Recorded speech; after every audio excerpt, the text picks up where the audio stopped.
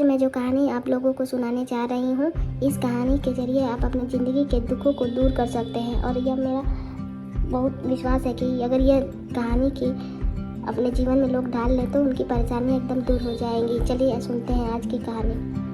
बहुत समय पहले की बात है। एक गांव के पास एक साधु रहते थे।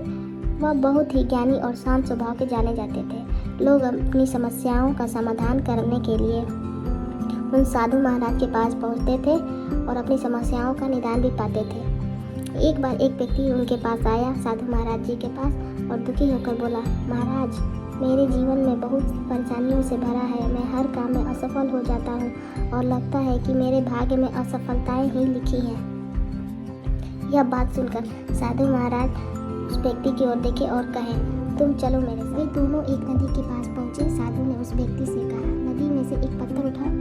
व्यक्ति ने बड़ा सा पत्थर उठाया और साधु जी की तरफ देखा। अब साधु जी ने बोला, इसे अपने सीने से लगाकर और पानी में चले जाओ। व्यक्ति ने वैसा ही किया। जैसा ही वह पानी में उतरा, पत्थर के भारीपन के कारण वह डूबने लगा और घबरा गया और चिल्लाने लगा। बोला, महाराज, मुझे बचा लो, मैं डूब रहा हूँ। साधु ने तुरंत उसे पकड़ लिया और कहा, तुम्हें क्या करना चाहिए, अब बताओ। व्यक्ति ने तुरंत पत्थर को फेंक दिया और बोला, मुझे इस पत्थर को छोड़ देना चाहिए महाराज। इस पत्थर को जैसे मैं पानी में डूबता जा रहा हूँ। साधु ने मुस्कुराते हुए कहा, यही तुम्हारे जीवन की सबसे बड़ी समस्या है। तुम अपने दुखों और असफलताओं के भारी पत्थरों को अपने सीने से लगाकर घूम रहे हो। जब तक तुम इन बोझों को नहीं छोड़ोगे, तुम कभी आगे नहीं बढ़ पाओगे। तुम्हें इन दुखों को स्वीकार करके उससे आगे बढ़ना सीखना होगा।